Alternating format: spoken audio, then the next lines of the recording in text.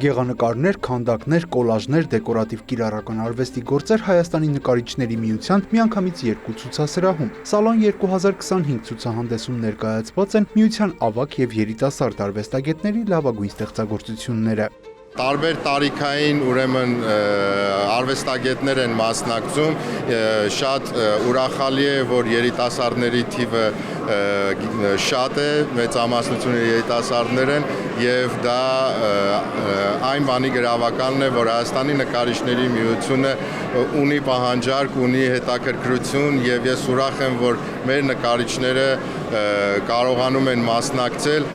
Ցուցահանդեսի բացմանը մասնակցում է Կրթության, Գիտության, Մշակույթի եւ Սպորտի նախարարի տեղակալ Դանիել Դանիելյանը, ասում է, այստեղ է նախ իր հարգանքն արտահայտելու նկարիչների միության անդամների նկատմամբ, գնահատելու նրանց աշխատանքները, նաեւ ծանոթանալու նոր դեմքերի հետ։ Սա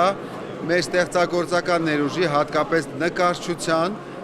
ցուցադրությունն է, այսինքն այն ինչ որ ունենք այսօր, թե արդեն հաստատված տարիքով նկարիչների կողմից, թե մեր երիտասարդների կողմից, թե սկսնակների կողմից մեծ մասամբ այստեղ ներկայացված են 200 գործ, որը մեծ ուժ է ներկայացում մեր մշակույթի համար եւ շատ հավաստիացնող է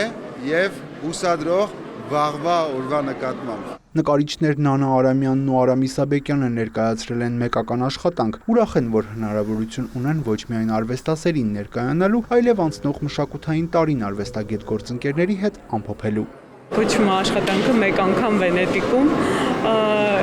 փոփոխությունների մասին, գեղեցկության եւ այլն որոշ խոհեր, որոնք սովորաբար արթնանում են շրջելիս դիմակահանդեսի ժամանակ։ Սա այն ցուցահանդեսն է, որ մենակ նկարիչների միության անդամներն են մի աշխատանքով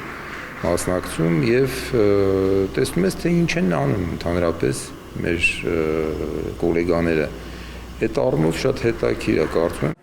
Սալոնին մասնակից նկարիչները ստացան խրախուսական մրցանակներ, որը ըստ կազմակերպիչների կողքեվորի արվեստագետներին, որ ավելի շատ ու հաճախ ստեղծագործեն։ Հաջորդ հանդիպումը կլինի արդեն գարնանը, Սալոն 2026-ին։ Յուրա Վահանյան, Ժիրայր Հաբետյան, լուրեր։